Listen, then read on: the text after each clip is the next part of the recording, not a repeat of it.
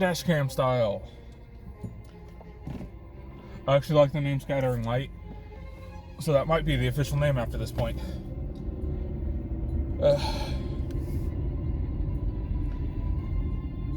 Sorry, I just finished what I'm doing, so now I have a lot of driving back.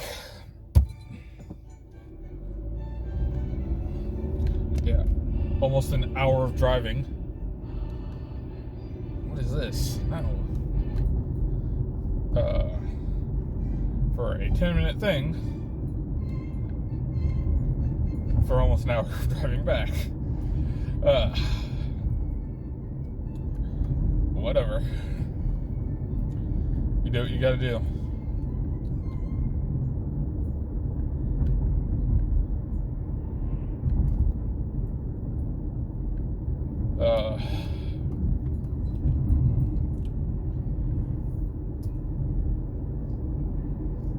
I decided to talk about what I would do if I had the money. That ever fanciful question. If money was not a restriction, what would you do?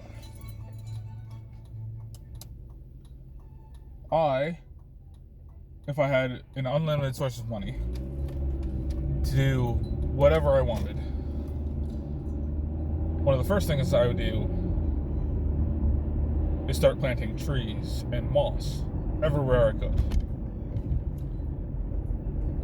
I like the idea of my legacy being trees, plants. What does not want to stay focused on the road? And things of that nature.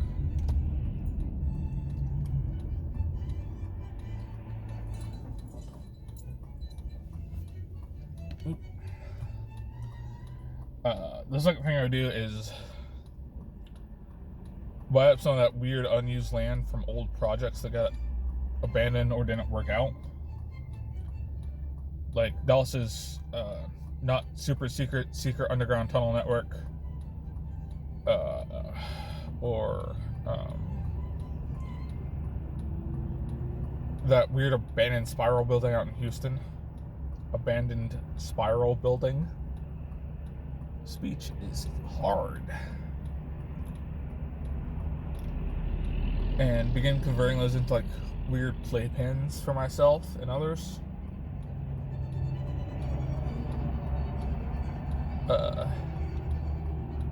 Let's go with the Dallas Tunnel Network because I know a little bit more about that.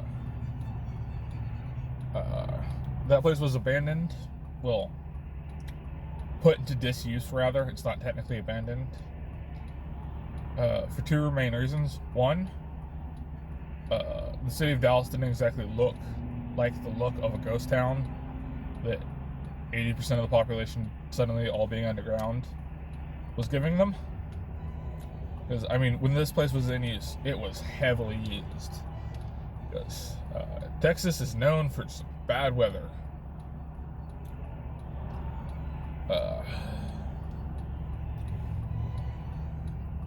And so, a climate-controlled way of escaping that, where you can still hit up all of your favorite shops, yeah, a lot of people like that.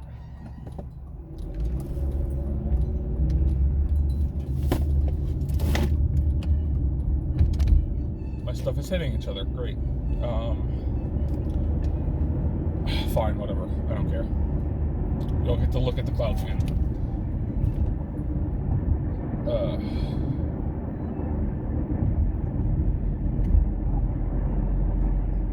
I would turn an area into that, like a maze. Oh, the other reason why it was abandoned is because there was no maps, no like real super easy way of getting around or anything.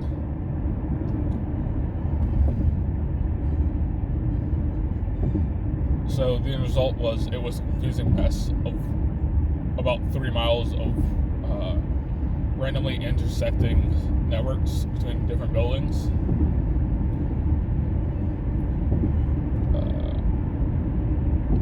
If I could, I would buy up all of that space and turn it into like an actual underground store-based maze. Renting out different spaces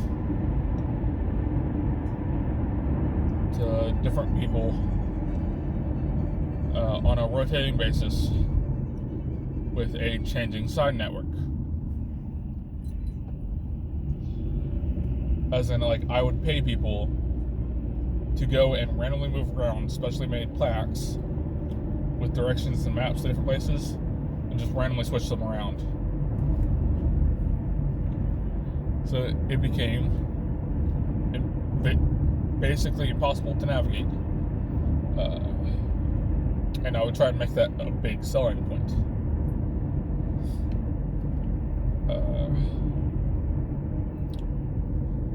And I would set up some like UV lighting in some of the sections and allow plants to grow there. Partly because A, I like plants and adding to nature like that, as mentioned. And B, spending super long times without like plants or in caves, seeing nature makes people twitchy. Is one of NASA's biggest hurdles in reality, to the point where effectively every long-term manned space mission has a growing room, or rather they're planned to have a growing room.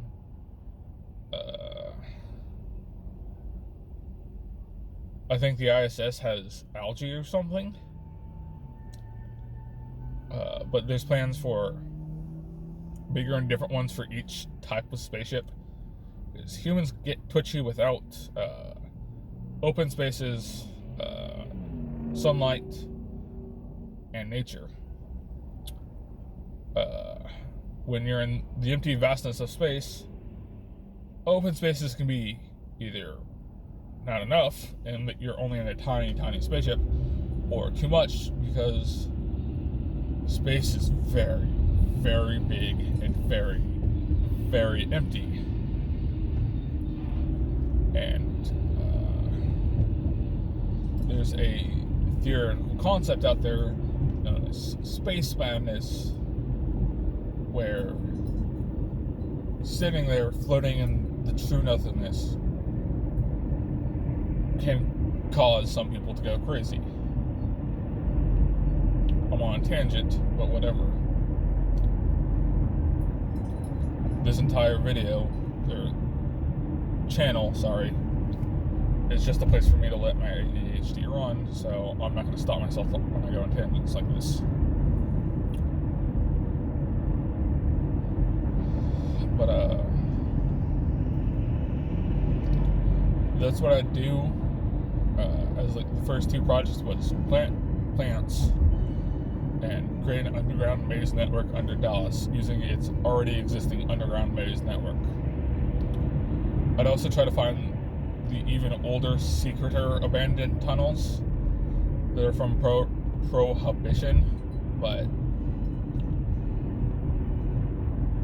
I don't know how to get there.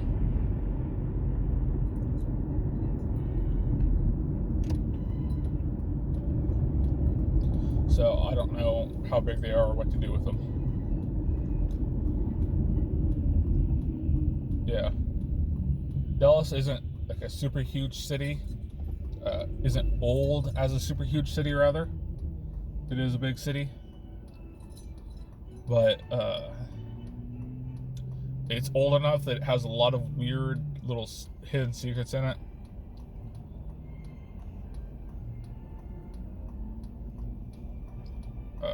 And is much more recently big enough that it has a lot of weird secrets in it. The two combine to make Dallas a weird place to live. This is a fact that is somehow ignored by like 80% of the people who live there. Fucker. Wait 10 goddamn seconds for me to get out of the way before trying to hit me.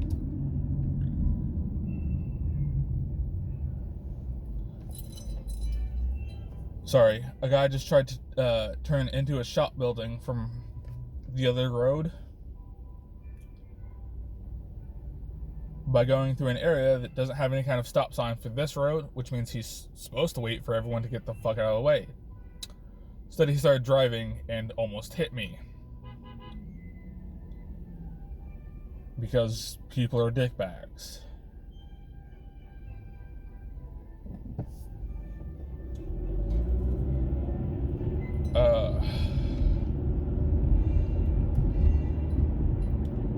One of the other things I do with unlimited money is hire composers to write me weird songs. That's what composers classically were to do.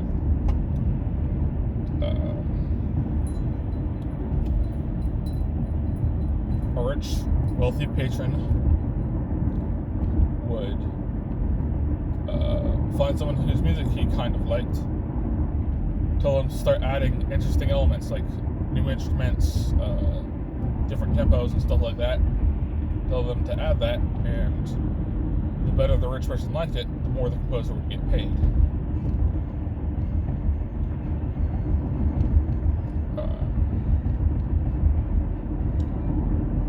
Once I had that, I would start hiring something like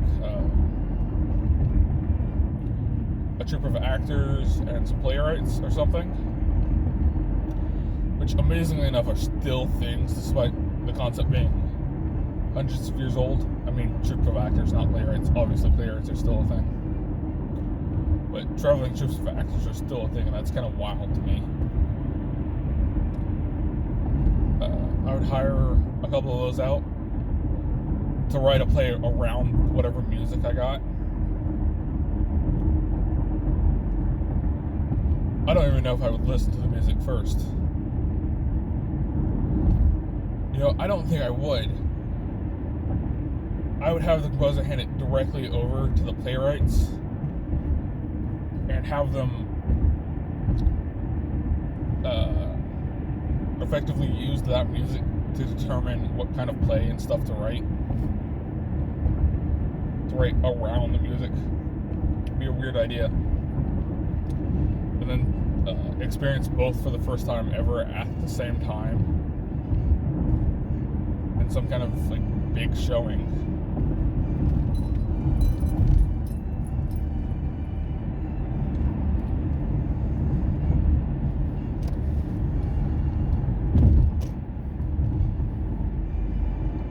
Sorry, the food I got just making me hungry. Yeah, that's the only reason why this took 10 minutes. It's because I also stopped and got food. But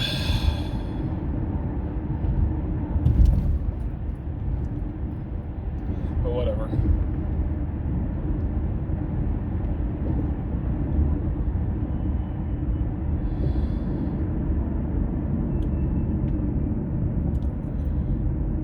I'd also, with a string of unlimited money,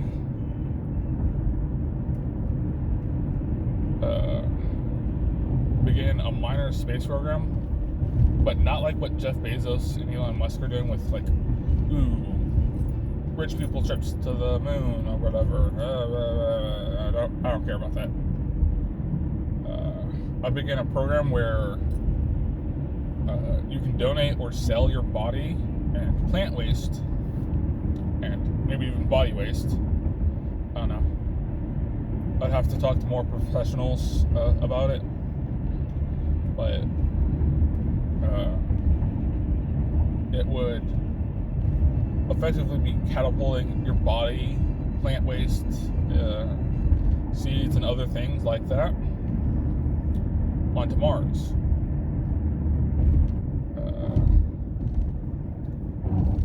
Because, crazy enough, right now that's still our best chance of terraforming Mars, is to just dump plant matter on there and hope some of it sprouts. Because once a couple start sprouting, I do mean a couple, you need like 3 or 4 to get really going. They'll find just uncontested resources, and will probably begin spreading rapidly. This is a good thing for terraformation, a bad thing for everything else.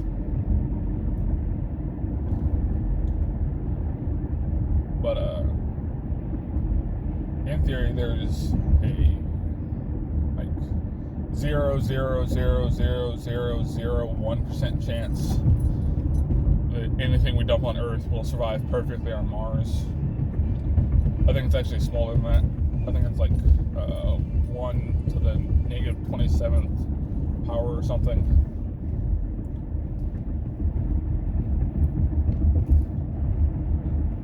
Because Mars is a bad place to live. But this could change that.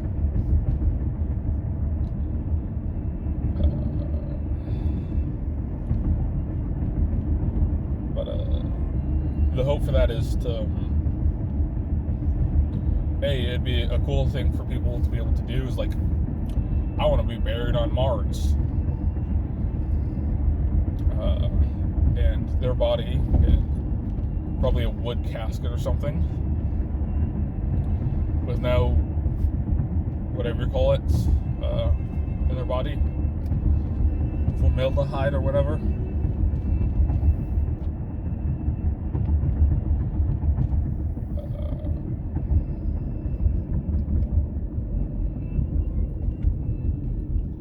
None of that in their body, it'll be able to decompose more naturally and provide stuff for the plants.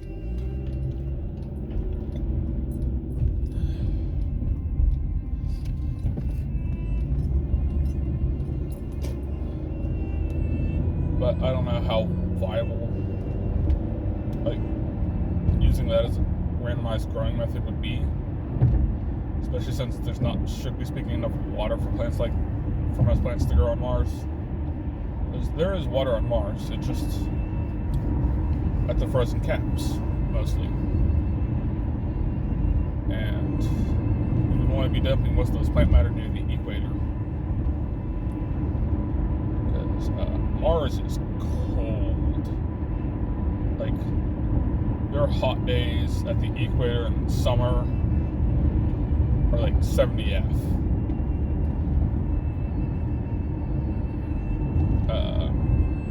And their colds at the equator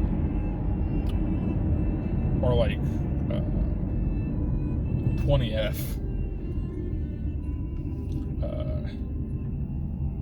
Compared to here on Earth, where a subtropic doesn't generally get below 70 when it's cold. That's subtropic, not at the equator.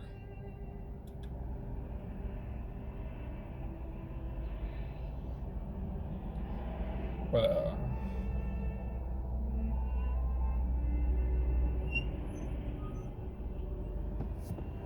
if I had unlimited money, one of the other big things I'd start doing is paying an increasingly large amount of college tuition.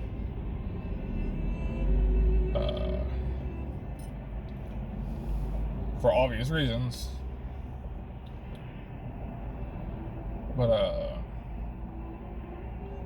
I'd also start trying to fund research into creating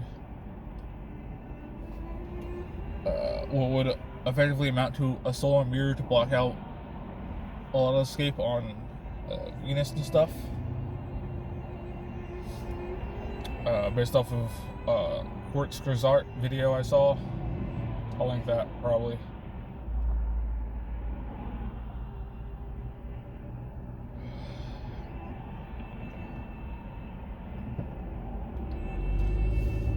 Yeah. If you can't tell, I'm vaguely out of it from my head cold still. I'm getting over it, but not a lot I can do.